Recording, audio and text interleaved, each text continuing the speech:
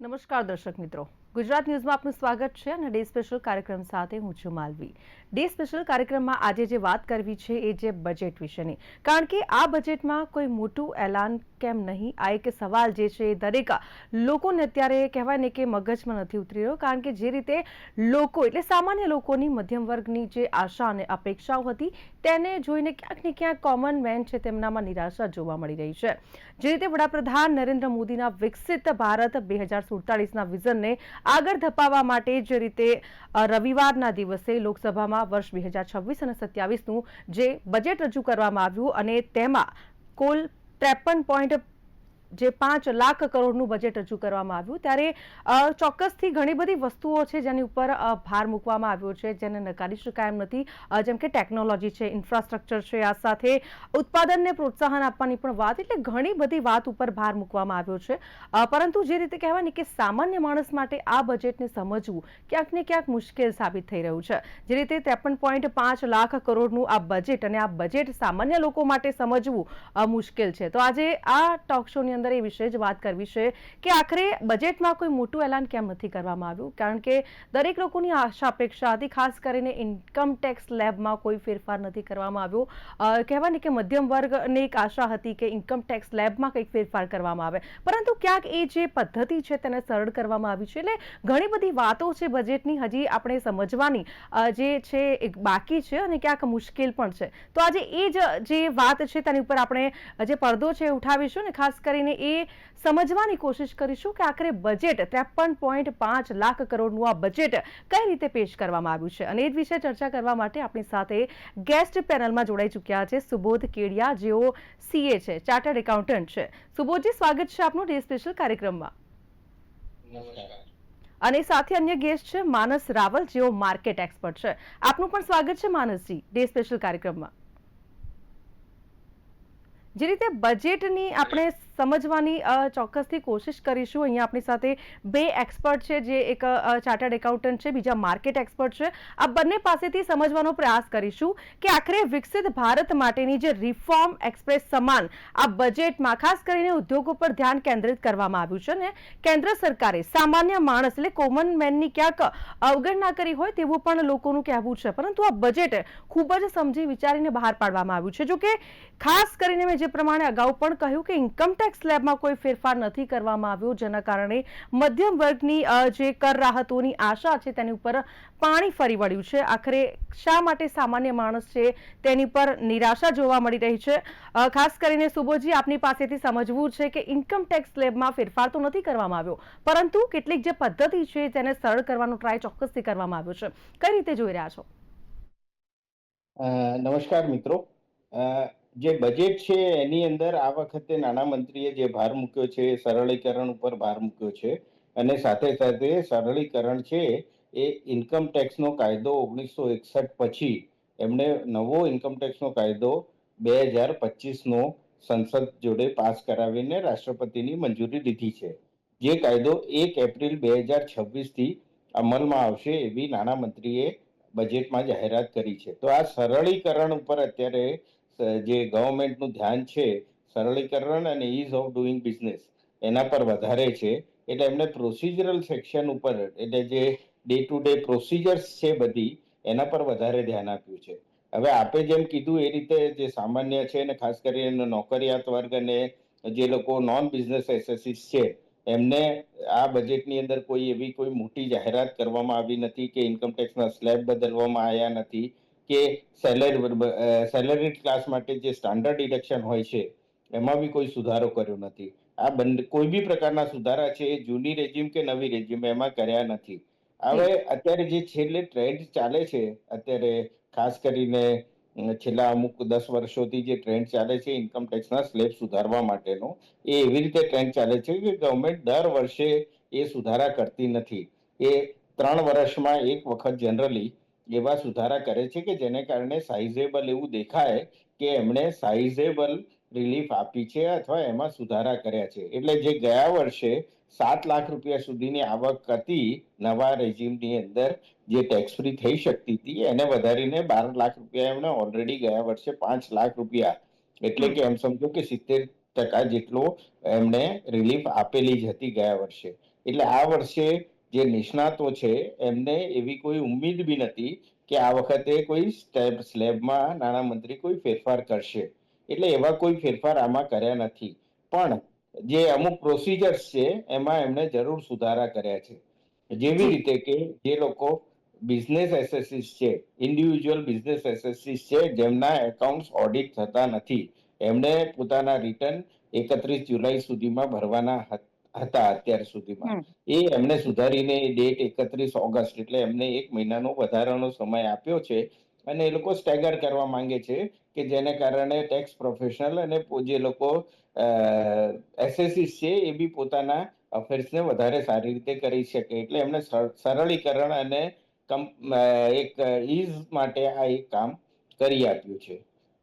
એ સિવાય બિલકુલ. એમણે ટેક્સ કલેક્ટેડ એટ સોર્સ એટલે કે જ્યારે ઇન્ડિવિજ્યુઅલ કોઈ પેકેજ બુક કરાવે છે ઇન્ટરનેશનલ કરન્સીમાં, ખાસ કરીને પેકેજ્ડ ટૂર ઇન્ટરનેશનલ ટૂર માટે કરાવે છે, એમાં અત્યાર સુધી જે ટૂર ઓપરેટર છે એ 5% વધારાના ટેક્સ કલેક્ટેડ એટ સોર્સ કરતો હતો, કે જે રકમ એઝ અ ટીડીએસ, જેવી રીતે ટીડીએસ જમા મળે છે એ રીતે ટેક્સ હમ. પેયરને જમા મળતી હતી.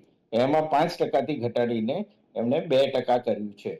એ જ રીતે એમણે જે લોકો બહાર મેડિકલ માટે અથવા એજ્યુકેશન માટે એલઆરએસ થકી જે રકમ રેમિટન્સ કરતા હતા એ જી. રકમમાં બી ટીસીએસ ની રકમ 5%થી હમ. ઘટાડીને 2% કરી છે.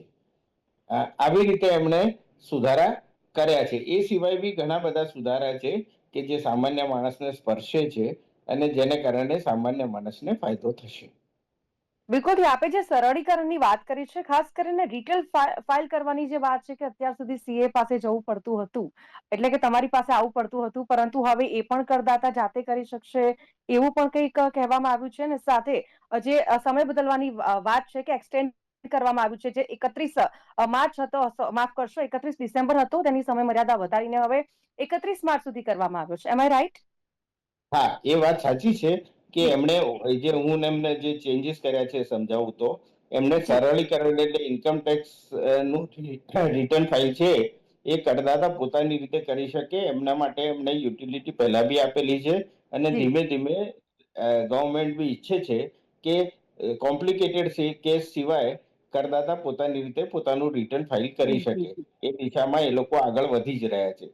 સાથે સાથે અત્યાર સુધીનો કાયદો એવો હતો કે જે હમ. લોકો 31 જુલાઈ અથવા 31 ઓગસ્ટે જે ટાઈમ ફ્રેમ પ્રમાણે ઇન્કમટેક્સ રિટર્ન ફાઇલ કરતા હતા, એમાં કોઈ જી. ત્રુટિ થઈ જાય, લખવામાં ભૂલ થઈ જાય, એને રેક્ટિફાઈ કરવાનો હતો, એ સમય 31 ડિસેમ્બર સુધીનો હતો નેક્સ્ટ.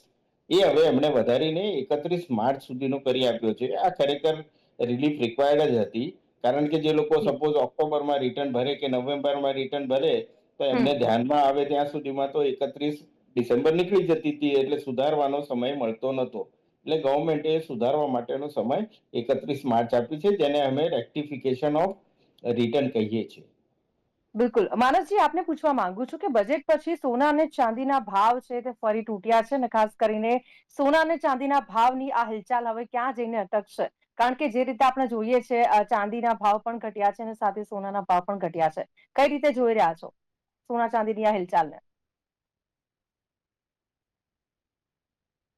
જી. આ આ સોના ચાંદીના જે ભાવનો ઘટાડો થાય છે એ વધારે ગ્લોબલ સિચ્યુએશન ઉપર પણ આધારિત છે.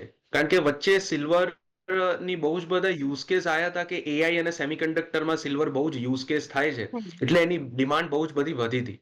અને જોડે જોડે ચાઇના, જે દુનિયાનો સૌથી વધારે સપ્લાયર છે સિલ્વર માટે, એમણે સિલ્વરની સપ્લાય બંધ કરી દીધી છે. તો સિલ્વરનો જે ભાવ છે એકદમ વધી ગયો હતો. બટ આ ગ્લોબલ સિચ્યુએશન જે ચાલે છે એમાં અગર ચાઇના સહેજ પણ સપ્લાય ચાલુ કરી દે તો સિલ્વર હજી પણ પડશે. અને અત્યારે સિલ્વર અને ગોલ્ડનો ભાવ તમે જોઈ શકો છો. અને ઇનફેક્ટ સિલ્વર અને ગોલ્ડ નહીં, તમે બિટકોઈનનો ભાવ જુઓ, 40-50% પડી ગયું. તમે ગોલ્ડમાં જુઓ, તમે સિલ્વર જુઓ, તમે આપણા પોતાનું નિફ્ટી 50 જુઓ માર્કેટ, તમે નેસ્ડેક ઇન્ડેક્સ જુઓ, તમે બધા જ ઇન્ડેક્સ જોશો તો ખબર પડશે ઐતિહાસિક ઘટાડો થયો છે, લિક્વિડિટી થઈ છે. અને અત્યારે જે બજેટ આવ્યું છે એ as a stock market expert અને એઝ અ ઇન્વેસ્ટર મારે કહેવું પડશે કે આ નિરાશાજનક બજેટ છે. આ બજેટ એકદમ નિરાશાજનક બજેટ છે ઇન્વેસ્ટર માટે. કારણ કે તમે જોઈ શકો છો આપણા ઇન્ડિયાની એક પ્રથા હતી કે જ્યારે પણ સન્ડે ના માર્કેટ ઓપન થાય છે ઓલવેઝ પોઝિટિવમાં ઓપન થાય છે. But for the first time in the history જે સન્ડેનું માર્કેટ હતું 8 લાખ રૂપિયાથી વધારે 8 લાખ કરોડ ના રૂપિયાથી વધારે લિક્વિડેટ થયા છે. અને ઉપરાંત જી. સન્ડેનું માર્કેટ લોસમાં ગયું છે. અને નિફ્ટી અને સેન્સેક્સ 2026 વર્ષના એના સૌથી વધારે લોમાં હતા. તો આ બજેટ હમ. એટલું સારું નથી રહ્યું, કારણ કે એક્સપેક્ટેશન બહુ જ હતી. એક્સપેક્ટેશન એટલે બહુ જ હતી કારણ કે હું કહી શકું કે ઇન્ડિયામાં અત્યારે પ્રાઇવેટ કેપેક્સનું ઇન્વેસ્ટમેન્ટ આવતું નથી, કોર્પોરેટના ઇન્વેસ્ટમેન્ટ આવતા નથી. આપણો જી. રૂપિયો અત્યારે ડોલર સામે પડે છે. ફોરેન ઇન્વેસ્ટર્સ અને ફોરેન ડાયરેક્ટ ઇન્વેસ્ટર્સ અત્યારે સેલ ઓફ કરી રહ્યા છે. ઇનફેક્ટ ગયા વર્ષના બજેટમાં તો એવું હતું કે કોર્પોરેટ માટે ટેક્સ ઓછા કર્યા હતા કે ચાઇના અને અમેરિકાથી કોર્પોરેટ થોડા ઇન્ડિયામાં એટ્રેક્ટ થાય, બટ એનું હમ. ઊંધું થયું. ફોરેન ઇન્વેસ્ટર્સ જી. બધા જતા રહ્યા, ફોરેન ડિરેક્ટ ઇન્વેસ્ટર્સ પણ અત્યારે બધા નીકળે છે. તો એનો જી. મતલબ એવો છે કે એક્સપેક્ટેશન એવી હતી કે ગવર્મેન્ટ એટલું સરસ બજેટ લાવશે અને સ્ટોક માર્કેટમાં long term capital gain tax હોય કે હમ. Short term capital gain tax ઓછો કરે, કે ફોરેન ઇન્વેસ્ટર્સ માટે બહુ સારા સારા રૂલ્સ લાવે. હા, એક બજેટમાં બહુ જ મોટી વસ્તુ આવી કે જે આગળ જતા જોવાનું રહેશે કે કેવી વર્કઆઉટ કરે છે. સરકારે હમ. બજેટમાં લખ્યું છે 2047 સુધી જેટલા પણ મોટા મોટા ક્લાઉડ સર્વિસીસ છે, એમેઝોન વેબ સર્વિસ છે કે પછી માઇક્રોસોફ્ટનું એઝ્યોર છે, એ હમ. બધા ઇન્ડિયામાં ટેક્સ ફ્રી કામ કરી શકશે અગર એ લોકો ઇન્ડિયાના ડેટા સેન્ટર યુઝ કરે છે તો 21 હમ. વર્ષ સુધી. તો હવે આમાં કઈ લીગલ કોમ્પ્લિકેશન્સ આવશે, શું ફ્યુચરમાં રૂલ ચેન્જ થશે, તો શું થશે, આમાં કોઈને કશી ખબર નથી. કારણ કે કોઈ પણ બજેટ આપણે ડાયરેક્ટલી એવું કહી ના શકીએ કે આ બજેટ આપણા માટે સારું છે કે આપણા માટે નથી સારું. બટ આપણે એવું કહી શકીએ કે એના ફ્યુચર ઇમ્પ્લિકેશન શું પડી શકે છે, અને આપણે 1 વર્ષ પછી આ બધું જોઈ શકીએ છીએ કે જે બજેટમાં લખ્યું હતું એ પ્રમાણે ઇન્કમ અને એક્સપેન્ડિચર થયું છે કે નથી થયું, હમ. એ પ્રમાણે આપણે એનાલાઇઝ કરી શકીએ છીએ. તો આ બજેટના લીધે પણ થોડો માર્કેટમાં અસર પડે છે અને ઇન્વેસ્ટર્સ અત્યારે સેન્ટિમેન્ટ સારા નથી. ગોલ્ડ અને સિલ્વરનો પણ ભાવ પડે છે. તો આવા સમયમાં આપણે થોડું પોર્ટફોલિયોને સ્ટ્રક્ચર્ડ વેમાં ડાયવર્સિફાઈ કરવું પડે. હવે પોર્ટફોલિયો સ્ટ્રક્ચરમાં અગર તમે મેટલ્સ જ રાખ્યા હોય, અગર કોઈએ છેલ્લા થોડા મહિનામાં કેટલા હમ. લોકોએ ખાલી ગોલ્ડ, સિલ્વર અને કોપર જેવા મેટલ ઉપર ફોકસ કર્યું હોય, તો હમ. ઓફકોર્સ એ લોકો અત્યારે લોસમાં હશે. બટ અગર કેટલા લોકો જે ડાયવર્સિફાઈ કરતા હોય કે થોડા કોમોડિટીઝમાં નાખી દીધા, થોડા એ લોકોના રિયલ એસ્ટેટમાં હોય, થોડા આપણે ઇન્ડિયન માર્કેટમાં હોય, થોડા યુએસ માર્કેટમાં હોય અને થોડા ક્રિપ્ટોઝમાં હોય, તો પછી એ લોકોનું ડાયવર્સિફાઈ મેનેજ થઈ જાય છે. અને એટલે જ ઓલવેઝ પોર્ટફોલિયો સ્ટ્રક્ચર મેટર કરે છે, ના કે એવું મેટર કરે છે કે આગળ જતા કયો સ્ટોક વધશે, કયું ગોલ્ડ જી. વધશે, સિલ્વર વધશે કે શું વધશે. એટ ધી એન્ડ તમારો પોર્ટફોલિયોનો સ્ટ્રક્ચર મેટર કરે છે. અને અત્યારે ઇન્ડિયાના લોકો, મેં એક વસ્તુ બહુ જોઈ છે કે ઇન્ડિયાના લોકોને એવું લાગે છે કે છેલ્લા 2-3 મહિનામાં ન્યૂઝ જોતો હતો કે ગોલ્ડ અને સિલ્વરનો ભાવ તો ઘટે જ નહીં, કે ગોલ્ડ અને સિલ્વર લો એ તો વધ્યા જ કરે. તો આ વસ્તુ મને નથી ખબર ક્યાંથી હમ. ચાલી છે. આ ફેક ન્યૂઝ કહો કે મિથ કહો, આ ખબર નહીં ક્યાંથી ચાલી છે. બીકોઝ ગોલ્ડ અને સિલ્વર એ પણ એક એસેટ છે, એ એક કોમોડિટી છે. તો કોમોડિટી પણ પડે, તમે જોઈ શકો છો કોમોડિટીમાં પણ ટેકનિકલ એનાલિસિસ કરે છે લોકો, બિલકુલ. કોમોડિટીમાં પણ ફંડામેન્ટલ એનાલિસિસ કરે છે. હમ. હા, એ વાત સાચી છે કે જે ફ્લક્ચ્યુએશન્સ હોય એ ઓછું હોય, બટ તમે એવું ના ગણી શકો કે આ તમે જ્યારે પણ લેવું હોય તમે ગોલ્ડ અને સિલ્વર, ગોલ્ડ અને સિલ્વર જેવા માટે પણ તમે ટાઈમિંગ કરવું પડે. માર્કેટનું તમારે હમ. બાય ઓન ડિપ્સની સ્ટ્રેટેજી એમાં પણ અપ્લાય થાય છે. અને અત્યારે ઇન્ડિયાના લોકો જાણીને થોડા શોક રહેશે કે રિયલ એસ્ટેટની પણ સાયકલ હોય છે. જે રીતે ગોલ્ડ સિલ્વરની સાયકલ હોય 10 વર્ષની, હમ. સેક્ટર હોય, ડિફેન્સની સાયકલ હોય એ સ્ટોકમાં, એ રીતે રિયલ એસ્ટેટની પણ સાયકલ હોય છે. તો રિયલ એસ્ટેટનો ભાવ પણ આ રીતે પડતો હોય છે. બટ કેટલા લોકોને એવું લાગે છે કે રિયલ એસ્ટેટ કે જમીન લેશો તો વધ્યા જ કરશે. તો આ બિલકુલ. વસ્તુ એક મિથ છે અને આ વસ્તુ લોકોને સમજવી પડશે કે આ સાયકલ પ્રમાણે ચાલે, સેક્ટર રોટેશન પ્રમાણે ચાલે, અને એક્સપેક્ટેશન પ્રમાણેનું બજેટ નથી આવ્યું. But still India as a કન્ટ્રીને growth, India is the fastest growing economy, અને ક્યારેક તો ફોરેન ઇન્વેસ્ટર્સ આવશે જ.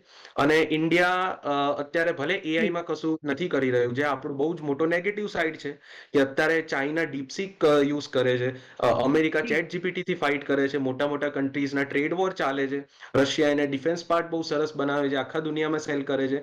ઇન્ડિયા ખાલી ટેક્સટાઇલ્સ ને બધું આપણે કોમ્પિટિશન કરીએ છીએ વિયેટનામ અને બાંગ્લાદેશથી, બટ આપણે હેડ ઓન કોમ્પિટિશન નથી કરી શકતા રશિયા, ચાઇના અને યુએસએ થી કોઈ પણ પ્રોડક્ટમાં. તો જી જી. જે છે એ છે, બટ સાચી વસ્તુ એ છે કે ઇન્ડિયાની અંદર હોસ્પિટલ સેક્ટર બહુ સારું છે. હોસ્પિટલ જી. સેક્ટર હોય, ફાર્મસી સેક્ટર આપણું બહુ સારું છે, અને દુનિયાના લોકો આપણા રિસર્ચ, જે ઓન્કોલોજીનું રિસર્ચ હોય, કેન્સર ક્યોરનું રિસર્ચ હોય, એનાથી બહુ અટ્રેક્ટ થાય છે. તો આપણા બજેટમાં એ થોડું વધારે જોવાલાયક હતું. ભલે એક વસ્તુ પણ સારી છે કે બાયો ફાર્મામાં 10,000 કરોડનું અલોકેશન કર્યું છે, અને એટલે જ બાયોકોન ને બધા તમે સ્ટોક્સ જોશો તો એ બધા અત્યારે વધારે ચર્ચિતમાં છે. અને ઓકે. માર્કેટ પ્રમાણે ઇલેક્ટ્રોનિક મેન્યુફેક્ચરિંગમાં પણ વધારો કર્યો છે, એટલે ડિક્સન ટેકનોલોજીસનો સ્ટોક ચર્ચિતમાં છે, અને ડિફેન્સમાં પણ 6 લાખ કરોડ નું એલોકેશન કર્યું છે. તો એમાં પણ મોટા મોટા ડિફેન્સના સ્ટોક હોય, HAL, ભારત ઇલેક્ટ્રોનિક્સ અને લાર્સન એન્ડ ટર્બો જેવા સ્ટોક્સ પણ અત્યારે ચર્ચિતમાં છે. બિલકુલથી. અને સુબોધજી, જે રીતે ગોલ્ડ બોન્ડ પર ટેક્સ છૂટ હવે 8 વર્ષ પછી, તો કરદાતા માટે શું બદલાયું? આ પણ એક સવાલ લોકોને થઈ રહ્યો છે કે ભાઈ બજેટમાં જે બીજો ફેરફાર છે સોવરિન ગોલ્ડ બોન્ડ્સનો છે, તો આને લઈને પણ કે ભાઈ 8 વર્ષ પછી તો પછી કરદાતા માટે શું મળ્યું?